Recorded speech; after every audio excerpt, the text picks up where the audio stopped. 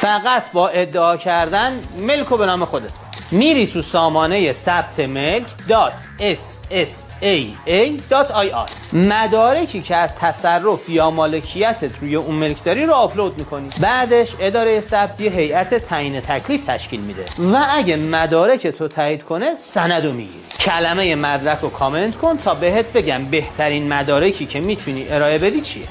به راحتی هر مقدار زمین توی روستا داری تفکیک کن و هیچ سهمی از اون رو به دولت و دهیاری واگذار نکن.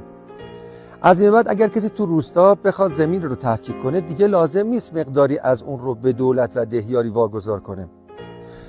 طبق آخرین رأی دیوان عدالت اداری تبصره 3 بند 7 شیوه‌نامه تفاهم با مالکین متقاضی تفکیک در اراضی روستایی باطل شد و دیگه هیچ سندیتی برای اجرا نداره. قابل توجه افرادی که شمال ایران زمین دارند. هر گونه نقل انتقال و احداث بنا در داخل محدوده ترهادی روستا مشمول ضوابط ترهادی خواهد بود. بنابراین از این به بعد روستاییان عزیز ما با هر نقل انتقال با هر تاریخی میتونن مراجعه بکنن به شعبات بنیاد مسکن، پرونده سازی بکنن.